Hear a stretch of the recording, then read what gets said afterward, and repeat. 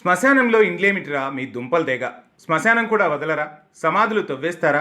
అధికారులు వచ్చారు, కూల్చినట్లు నటించారు, 4 రేకులు తొలగించి మమ అనిపించారు. శ్మశాన వాటిక ఆక్రమణకు సహకరించిన వారెవరు?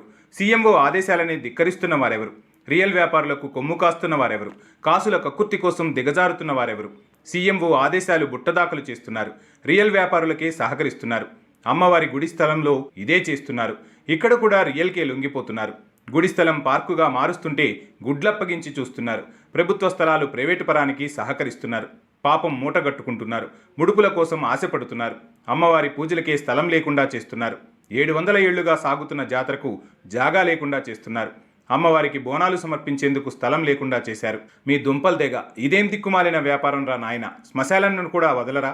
అక్కడ కూడా ఆత్మలకు ప్రశాంతత లేకుండా చేస్తారా? అక్కడ బిల్డింగులు కట్టి ఆ కుటుంబాలతో దయ్యాలను కుటుంబ సభ్యులు చేస్తారా? ఎక్కడ దాపరించారా? వ్యాపారం పేరుతో ఏదైనా చేసేస్తారా? సంపాదన కోసం ఆత్మలను కూడా వాడుకుంటారా? ఇంత దిక్కుమాలిన వ్యాపారం ఏది ఉండదేమో, ఎక్కడా ఉండదేమో. వ్యాపారం అంటే రియల్ వ్యాపారం తప్ప తెలంగాణలో మరొకటి కనిపించడం లేదు. రియల్ వ్యాపారం అంటే కబ్జాలు లేకుండా ఎక్కడా వ్యాపారం సాగడం లేదంటే అతిశయోక్తి కాదు. అందులోనూ అసైన్ ల్యాండ్లు వదిలిపెట్టరు. చెరువు శిఖాలను అసలే వదిలేయరు. ఆఖరకు చెరువులనే వదిలేయడం లేదు అని నిన్నటిదాకా చెప్పుకునేవాళ్ళు. కానీ ఇప్పుడు రియల్ వ్యాపారంలోకి శ్మశానాలు కూడా చేరిపోయాయి. ఊరన్న తర్వాత శ్మశానం ఉండాలి, పట్నం అన్న తర్వాత వైకుంఠ ధామాలు కనిపించాలి. కానీ వాటిని కనిపించకుండా చేయడమే రియల్ వ్యాపారంలో ఒక భాగమైపోయింది. ఒకప్పుడు శ్మశాన వాటికల ముందు నుంచి వెళ్లాలంటేనే జనం భయపడేవారు. అలాంటి ప్రజలను ఏకంగా వారికి తెలియకుండా మోసం చేస్తూ శ్మశానాలను కబ్జా పెట్టేవాళ్లు వాటి ఆనవాళ్లు లేకుండా చేసి అంతస్తులు కట్టేస్తున్నారు. దర్జాగా అమ్మేస్తున్నారు. కొనుక్కున్న వారికి ముందు తెలియకపోయినా తర్వాత తెలిసినా చేసేదేమీ ఉండదు. మోసపోయిన తర్వాత మొర ఎవరూ ఆలకించరు. ఇంతకీ ఏం జరిగింది? అది షేక్పేట. ఓ 30 ఎకరాల ప్రభుత్వ స్థలం. దానిని ఆనుకుని కొన్ని శతాబ్దాలుగా శ్మశాన వాటిక ఉంది. అనాదిగా అక్కడ చనిపోయిన వారి దహన సంస్కారాలు చేస్తుంటారు. సమాధులు నిర్మించారు. సాంప్రదాయాల ప్రకారం అక్కడ సమాధులు ఉన్న వారి బంధువులు ఏటా అక్కడికి చేరుకుని వారి ఆత్మలకు శాంతి చేకూర్చుతుంటారు. వారి జ్ఞాపకాలు గుర్తు చేసుకుంటారు. ఆ కుటుంబ సభ్యులు లేని లోటును అలా తీర్చుకుంటారు. కానీ ఇప్పుడు వారికి అవకాశం లేకుండా పోయింది. సుమారు 2 లక్షల పైగా జనాలు నివాసముండే షేక్పేట ప్రాంతంలో ఉన్న ఏకైక శ్మశాన వాటికను కబ్జా రాయిళ్లు ఆక్రమించేసుకున్నారు. అందుకు ప్రభుత్వ పెద్దలు సహకరించారు. అధికారులు అండగా నిలిచారు. అక్రమమైన అన్ని అనుమతులు ఇచ్చారు. దగ్గరుండి అన్ని సౌకర్యాలు చూసుకున్నారు. కాగితాలు చేతిలో పెట్టి సాగనంపారు. ఇక కబ్జా చేసిన వాళ్ళు ఊరుకుంటారా? రాత్రికి రాత్రి ఆ స్థలం చుట్టూ రేకులు ఏర్పాటు చేశారు. లోపల సమాధులు తవ్వే కార్యక్రమం పెట్టుకున్నారు. ఈ విషయం ఆ నోటా ఈ నోటా ప్రచారం జరిగింది. కొంతమంది స్థానికులు నేటిదాత్రికి సమాచారం అందించారు. దాంతో నేటిదాత్రి సమాచార సేకరణ చేపడితే విస్తుపోయే నిజాలు వెల్లడయ్యాయి. ఒక రకంగా శ్మశానం అంటే కూడా ఓ పవిత్రమైన స్థలమే. కానీ అది చనిపోయిన వారు శాశ్వత నిద్రలో ఉండే స్థలం. ఆ స్థలం వైపు కన్నెత్తి చూడాలంటేనే చాలామంది భయపడతారు. కానీ కబ్జా రాయిళ్లు గుళ్లనే మింగేస్తున్నారు. శ్మశానాలు మాకు లెక్క అని వాటిని కూడా రియల్ వ్యాపారంలో పెట్టేస్తున్నారు. ఈ విషయం మీడియాలో వార్తగా మారింది. నేటిదాత్రి శ్మశానం కబ్జా చేయడమేమిటి, అధికారులు ఏం చేస్తున్నారని ఆరా తీసింది. దీంతో అధికారులు రంగప్రవేశం చేశారు. ఇక్కడ మరో జరిగిన విషయం మరింత విచిత్రం. జూబ్లీహిల్స్లో మహాప్రస్థానం అభివృద్ధి కోసం ప్రభుత్వం నిధులు విడుదల చేసిన సమయంలోనే షేక్పేటలోని 5 ఎకరాల 20 గుంటల శ్మశాన వాటిక అభివృద్ధి కోసం ప్రభుత్వం నిధులు విడుదల చేసింది. కానీ ఈ రియల్ వ్యాపారులు అక్కడ అభివృద్ధి పనులు జరగకుండా మేనేజ్ చేసుకున్నారు. నిధుల విడుదలను అడ్డుకున్నారు. శ్మశాన వాటికకు ప్రభుత్వం నిధులిచ్చి అభివృద్ధి చేస్తే మిగతా 327 పైకిలోని మిగతా భూమంతా ప్రభుత్వ స్థలమని తెలిసిపోతుందని తెలివిగా మున్సిపల్ అధికారుల సహకారంతో వాటిని అడ్డుకున్నారు. అక్కడ పనులు జరగకుండా చూసుకున్నారు. ఇప్పుడు అదును చూసి ఆ స్థలం చుట్టూ రేకుల కంచె వేశారు. సమాధులను తవ్వే కార్యక్రమం పెట్టుకున్నారు. ఇది అసలు సంగతి. మా పని మేం చేస్తున్నామని మమ అనిపించారు. సహజంగా అధికారులకు ఏదైనా సమాచారం అందితే వెంటనే స్పందిస్తారు. కానీ మన అధికారులు అలా కాదు. కొంతమంది అధికారులు తమ పై అధికారుల కన్నా రియల్ వ్యాపారులు చెప్పినట్లే చేస్తుంటారు. అందుకు ఈ షేక్పేటలో జరుగుతున్న వ్యవహారమే నిదర్శనం. శ్మశాన వాటిక కబ్జా విషయం ముఖ్యమంత్రి రేవంత్ రెడ్డికి తెలుసు.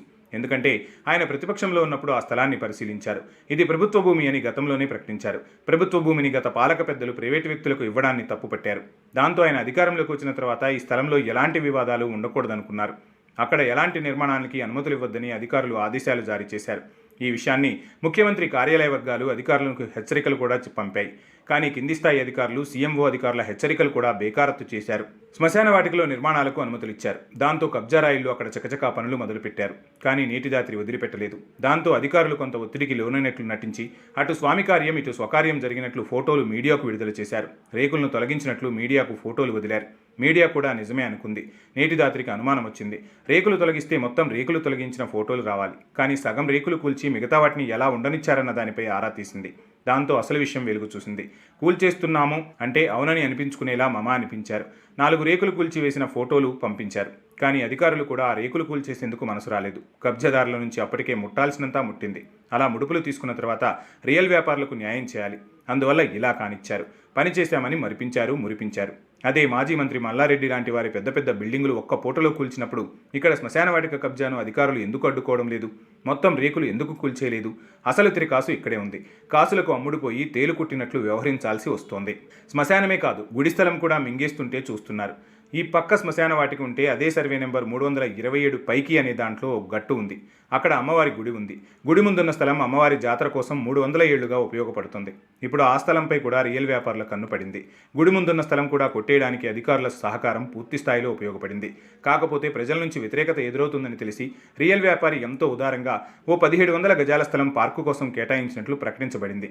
ఎవరి భూమి ఎవరు దానం చేస్తున్నారు, ఎవరు దానమిస్తున్నారు, ఎవరిని ఉద్ధరించాలని కేటాయించినట్లు ప్రకటించబడింది. ఎవరి భూమి ఎవరికి దానం ఇచ్చామంటున్నారు. ఆ స్థలం అమ్మవారు స్వయంగా వెలిసిన మూర్తి. అక్కడ సుమారు 3 దశాబ్దాలకు పైగా అమ్మవారు పూజలు అందుకుంటున్నారు. అసలే బోనాల జాతర మొదలయ్యే సమయం ఆసన్నమైంది. ఈ సమయంలో పెద్ద ఎత్తున నగర ప్రజలు ప్రతి ఇంటిలో బోనాల పండుగ అంగరంగ వైభవంగా చేసుకుంటారు. నగరంలో ప్రతి ఏడాది బోనాల పండుగ జరగడం కూడా అనాదిగా వస్తున్న ఆనవాయితీ. అలాగే ఇక్కడ కూడా అమ్మవారు కొన్ని లక్షల కుటుంబాల ఇలవెల్పు. అయినా రియల్ వ్యాపారులు బరితెగించి అమ్మవారికి నిత్య కైంకర్యాలు అందకుండా ధూపదీప నైవేద్యాలతో పూజలు జరగకుండా చేసేందుకు అక్కడ రియల్ వ్యాపారం చేసి అమ్మవారి భూమిని ఆక్రమించేస్తున్నారు. అసలు అమ్మవారి గుడిస్థలం ఆక్రమించడం తప్పు, నేరం. అలాంటి వారిని అడ్డుకోవాల్సిన అధికారులు వారికి సహకరించడం కూడా నేరం. కానీ అధికారుల విచ్చలవిడితనానికి, అక్రమ సంపాదన అలవాటు పడ్డవారు. అందుకే నిత్యం తెలంగాణలో ఎంతోమంది అధికారులు పట్టుబడుతున్నా వారిలో భయం లేదు. తమ జీవితంలో జీతం వచ్చే సంపాదనకు కొన్ని రెట్లు ఇప్పటికే సంపాదించుకున్నారు. అధికారులు కూడా కోట్లకు పడగలెత్తారు. దాంతో ఉద్యోగం ఊడుతుందన్న భయం లేదు. వచ్చేదంతా లాభమే అన్నట్లు, ఒకవేళ కొలువు పోయినా మళ్లీ తెచ్చుకునే రాచమార్గాలున్నాయన్న తెగింపుతో కూడా ఇలాంటి అక్రమ వ్యాపారాలకు సహకరిస్తున్నారు.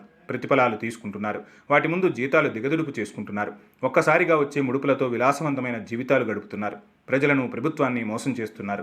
పాలక పెద్ద ఆశీస్సులు కూడా ఇలాంటి వారికే ఉండడంతో కొందరు అధికారులు రెచ్చిపోతున్నారు. నిత్య సంపాదనలకు ఎగబడుతున్నారు. అక్రమ వ్యాపారులకు తోడుగా నిలుస్తున్నారు. ఇప్పటికైనా ప్రభుత్వం జోక్యం చేసుకుంటే దీని వెనక ఉన్న అక్రమ వ్యాపారులే కాదు, తిమింగళాలు కూడా బయటకు వస్తాయి. ప్రభుత్వ స్థలాలు అన్యాక్రాంతం కాకుండా ఉంటాయి.